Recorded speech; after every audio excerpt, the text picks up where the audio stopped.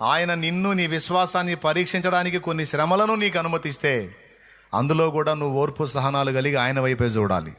ఆయన మాత్రం వదిలిపెట్టడానికి వీలు. ఏం చేశావు నాకన్న ప్రశ్న కూడా వేయటానికి లేదు. నీ చిత్తమే సిద్ధించుగాక తండ్రి అనాలి.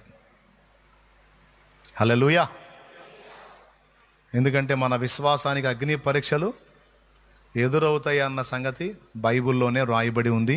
పేతురు రాసిన మొదటి పత్రిక 6-7 వచనాలు, యాకోబు రాసిన పత్రిక 1వ అధ్యాయము 2వ వచనం స్పష్టంగా చెప్పినాయి. అవసరాన్ని బట్టి అగ్ని వంటి శ్రమలు కలుగుతాయి. నశించిపోవు సువర్ణము అగ్ని పరీక్ష చేత శుద్ధిపరచబడుతుంది కదా. వాటికంటే, సువర్ణం కంటే అమూల్యమైనవి విశ్వాసము. అగ్ని పరీక్షకు నిలిచినదాయి ప్రభు ప్రత్యక్షమైనప్పుడు మెప్పు, మహిమ, ఘనత కలుగుటకు కారణమగును. అది వాక్యం. పేతురు రాసిన మొదటి పత్రిక 1వ అధ్యాయము 7వ వచనం, అది 6-7 వచనాలు. అవసరాన్ని బట్టి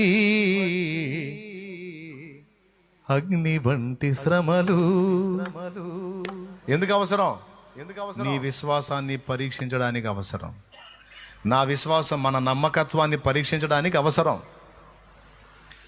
అన్నీ ఇచ్చి చూస్తాడు, ఉన్నవన్నీ తీసి కూడా చూస్తాడు. అన్నీ ఇచ్చినప్పుడు స్తోత్రం హల్లెలూయా హల్లెలూయా స్తోత్రం కాదు, అన్నీ పోయినప్పుడు కూడా హల్లెలూయా స్తోత్రాల్లో మార్పు రాకూడదు. ఒకటే చెప్పు, యేసయ్యా నువ్వు ఇచ్చే వీటిని బట్టి కాదు నిన్ను నమ్మింది, నీ వ్యక్తిత్వ సౌందర్యం నచ్చింది, నీ ప్రేమ నచ్చింది, నువ్వు నా కోసం ప్రాణం పెట్టావు చూడు. ఇంకేమి ఇయ్యాలయ్యా? నీ ప్రాణమే ఇత్తివే, ఇంకేమి ఇయ్యాలి? చాలదా నీ ప్రాణం ఇచ్చావు నా కోసం, నాకు బదులు. కాబట్టి ఇక ఏమున్నా లేకపోయినా, మేలు జరిగినా జరగకపోయినా, కీడైనా ఏదైనా నిన్ను వదిలే ప్రసక్తి లేదు అనే తీర్మానం నువ్వు గట్టిగా కానీ కలిగి ఉంటే దాదాపు అగ్ని పరీక్షలో కూడా ఒక అవసరం ఉండదు అనుకుంటున్నాను నేను. ఎందుకంటే ముందే మెంటల్గా ప్రిపేర్ అయి ఉన్నావు కదా. ఇంకా నిన్ను శోధించి మాత్రం ప్రయోజనం ఏముంది? వదిలేసే ఛాన్స్ ఉంది. గోడ మీద పిల్లిలాగా మాత్రం ఉండొద్దు, అయితే ఆ ఒడ్డు లేకపోతే ఈ ఒడ్డు అని.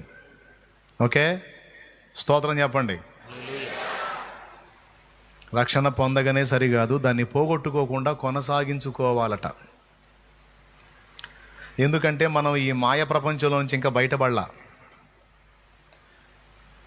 ఐగుప్తు విడచిన ఎర్ర సముద్రము అడ్డురానే వచ్చనే. ఐగుప్తు నుంచి బయటపడ్డాం అనుకునేసరికి మళ్ళీ 60 సంవత్సరం అడ్డొచ్చు. ఈ పాట మొత్తం అదే. ఎర్ర సముద్రం దాటాం రానంగానే మళ్ళీ యోర్దాను అడ్డొచ్చింది. అర్థమైందా? ఈ యాత్రలో అడుగడుగున అవరోధాలే చెల్లి, అడుగడుగున అవరోధాలే తమ్ముడు. అయినా సరే ఇవన్నీ యేసు వైపు చూసినప్పుడు నీకు దారిస్తాయి. ఏ వైపు? అప్పుడు దారి వస్తుంది. ఐగుప్తు విడచిన ఎర్ర సముద్రము అడ్డురానే వచ్చనే. ఐగుప్తు విడచిన ఎర్ర సముద్రము అడ్డురానే వచ్చనే. నీ బాహుబలమే నన్ను దాటించి శత్రువునే కూల్చెనే. నీ బాహుబలమే నన్ను దాటించి శత్రువునే కూల్చెనే. నా జీవం నీ కృపలో దాచితివే, నా జీవిత కాలమంతా ప్రభువా నీవే నా ఆశ్రయం, నా ఆశ్రయం. నా జీవం నీ కృపలో. హల్లెలూయా. వెనక ఐగుప్తీయులు, ఎదురు ఎర్ర సముద్రం. మోషే ఏం చేశాడు? ఎడు చూశాడు? పక్క చూపులు చూశాడా? వెనక చూపులు చూశాడా? ముందు చూపులు చూశాడా? కింద చూపులు చూశాడా? ఏ చూపులు చూశాడు? సైన్యములకు అధిపత్యకు యెహోవా వైపు చూశాడు. యెహోవా తూర్పు గాలి చేత సముద్రము మధ్యను ఆరిన నేల ఏర్పరిచాడు. సముద్రము మధ్యన నీళ్లు 2 గోడల వలె రాసుల వలె నిలిచిపోయాయి. మధ్యలో గుండా వీళ్ళు ఆరిన నేలలో దాటిపోయారు. అడుగడుగున అవరోధాలు ఏర్పడతాయి తమ్ముడు. ఏం ఏర్పడో పూల పల్లకిలో పోతుంటామని చెప్పను నేను. బాయ్ ఏడున్నా అమ్మా వింటున్నావా? పూల పల్లకిలో ఓహోం ఓహోం ఓహోం అనుకుంటూ తీసుకెళ్ళరు. అడుగడుగునా ఆత్మీయ యాత్రలో పోరాటాలు ఎదురవుతాయి. అయితే ఏది ఎదురైనా చూపు ఒకటే, యేసు వైపు చూడాలి. కానాను యాత్రలో యోర్దాను అలలచే కలత చెంది తిన్నే. మళ్ళీ రెండోది కానాను, మూడోది మృత సముద్రం. కానాను యాత్రలో యోర్దాను అలలచే కలత చెంది తినే. కాపరివైన నీవు దహించు అగ్నిగా నడచితివే.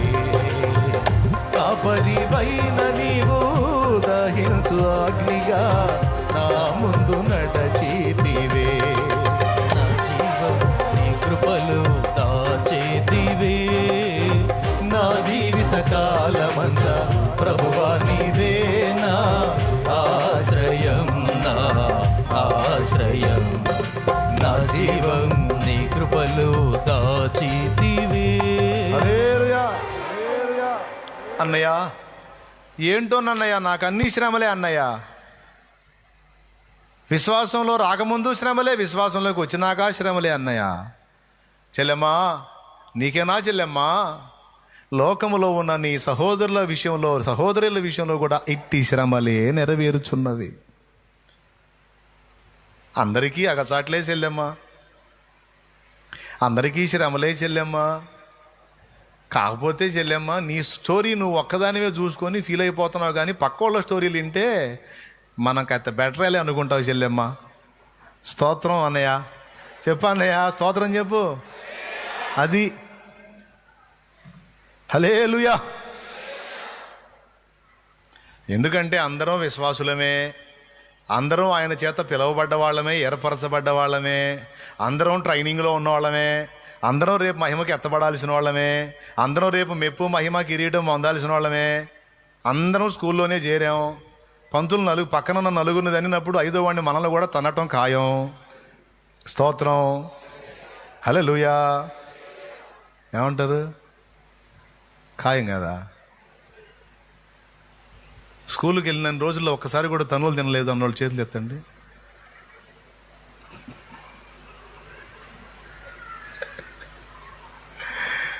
తిన్నావా లేదా? నేను మామూలుగా తినలా. నన్ను ఫుట్బాల్ ఆడుకున్నారు మహాతల్లు. అవునా? ఒకసారి ఉన్న తను తిన్నవాళ్ళు ఎవరున్నారండి? బడికి పోయిన వాళ్ళందరూ తను. ఏమో ఒకవేళ మీ పంతులు మంచివాడేమో, కొడితే మళ్ళీ మీ వాళ్ళు ఊరుకోరని కొట్టట్లేదేమో, కనీసం తిట్టనన్నా తిడతాడు, తిట్లన్నా తిని ఉంటారు. దేవుని ప్రియులారా, దాదాపు ఒకవేళ ఆ బడిలో తనులు తినకపోతే ఈ బడిలో మాత్రం ఖచ్చితంగా కోటింగ్ ఉంటుంది. ఎందుకంటే మనలో మూఢత్వం స్వాభావికంగా పుట్టిద్ది. శిక్షాదండం వాడే దాన్ని దొళ్ళగొడతాడు దేవుడు. బాలుని హృదయంలో మూఢత్వం స్వాభావికంగా పుట్టును, శిక్షాదండము దాన్ని తోలివేయును అన్నది సామెతల గ్రంథం. యేసయ్య బడిలో మాత్రం ఈ శ్రమల పర్వం సాగుతుందమ్మా. తప్పదమ్మా, అట్టిష్టమైతేనే రా, లేకపోతే సర్దుకో. దేవునికి స్తోత్రం. కాస్త కొంతకాలం విడుదల, కొంతకాలం అది.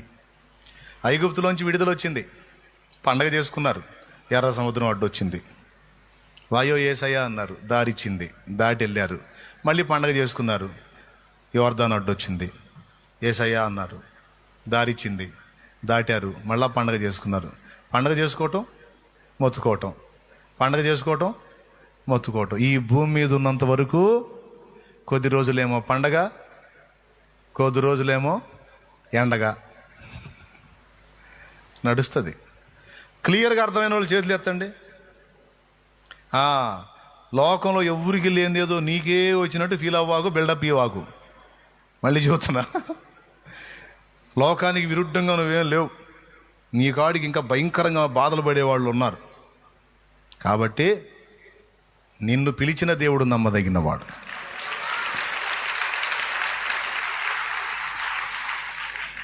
ఆయన మాట విని నువ్వు నడక మొదలు పెట్టావు గనుక నిన్ను వదిలిపెట్టడు. ఎంత కఠిన శ్రమల్లో గుండా నువ్వు వెళుతున్నా సరే నీ వెంట ఆయన నడుస్తాడు. గుర్తుపెట్టుకో, వాటిని దాటించేది మాత్రం ఆయనే. నువ్వు దాటలేవు కూడా. ఇప్పటి వరకు నీ లైఫ్ నీకు ఎదురైనవని నువ్వు దాటానని నువ్వు అనుకుంటున్నావు. ఆయన దాటించాడు. ఇప్పటిదాకా దాటించిన వాడు ఇక ముందు కూడా దాటిస్తాడు.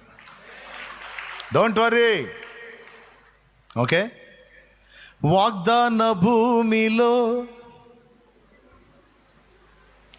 మృత సముద్రపు భయము నన్ను వెంటాడేనే, వాక్యమయ్యున్న నీ సహవాసమే ధైర్యము పుట్టించెనే. నా జీవం నీ కృపలో నా జీవిత కాలమంతా.